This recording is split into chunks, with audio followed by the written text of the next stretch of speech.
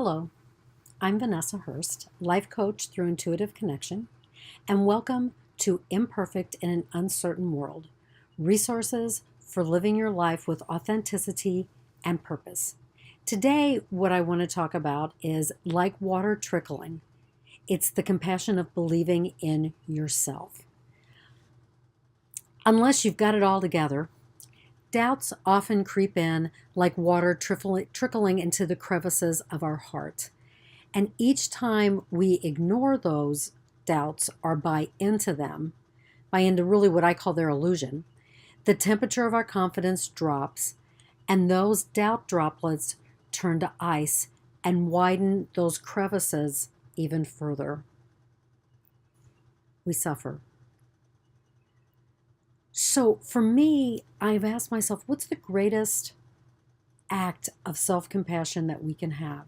And that act is believing in ourself. With belief in ourself, we begin to navigate through those doubts.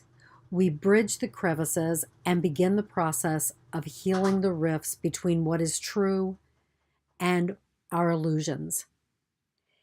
This compassionate action begins first with self acceptance. If we can't accept who we are, the imperfections, and the good, we're never going to be able to truly heal ourselves and shine from our authentic being. Now, our self acceptance grows each time we refuse to shame or blame ourselves for our imperfections. And really, by imperfections, I'm going to talk about the way we react. Because sometimes people say things, and instead of responding in a loving, gentle, compassionate way, we react and we say something that could be hurtful or cruel. Now, I believe that it's safe to say that we're all imperfect, that at times our words and actions come out sideways. Self-compassion begins through recognizing that our reactions are less about who we are and more about the triggers that catch us unaware. So instead of shaming or blaming ourselves for our actions, we have a choice. We can blithely continue down the path unaware and continue to repeat the same reaction over and over again. We can acknowledge our actions and get mired in the shame of what we did, or we can identify the reaction, learn what is at the root of that reaction, and grow from it. For me, identifying that reaction really is the beginning of compassion. Once identified, we can learn the inherent lesson in the reaction. We can forgive ourselves and let go of the shame. These are the basis of our self-compassion. And I want to say there's nothing easy about the practice of self-compassion. We are really asked to open our eyes to those parts of ourself that we don't like, those things that make us uncomfortable, or the things that might even cause embarrassment.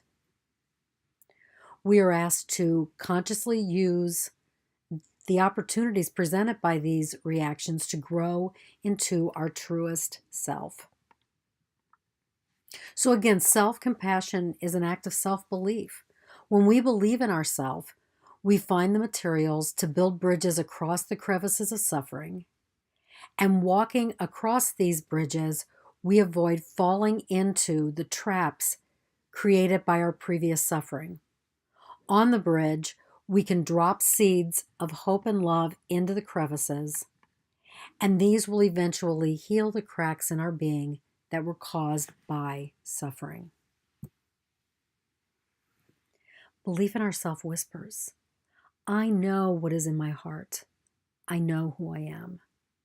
I can befriend my imperfections, love them, and become stronger through them. This self-empowerment sows the seeds of compassionate presence that we ultimately share with the world. So remember, if we don't practice self-compassion, we're not going to have compassion to share with other people. The world's uncertain. Each of us is uncertain and each of us is imperfect, but that's the beauty in each of us. Those imperfections allow us to learn our challenges. And if you're like me, you show your imperfections often. That is why the practice of self-compassion is so important. We cannot be a balm to the uncertain world until we heal those parts of ourselves, or until we begin to heal those parts of ourselves that are filled with suffering. I want to thank you for watching this video. Like it, share it with your friends. But most importantly, believe in yourself. It is the highest form of self-compassion. Now, if you'd like to schedule a session or two, contact me. I am a life coach through Intuitive Connection, and we can really begin to take a look at those things that are getting you stuck. Have a great day.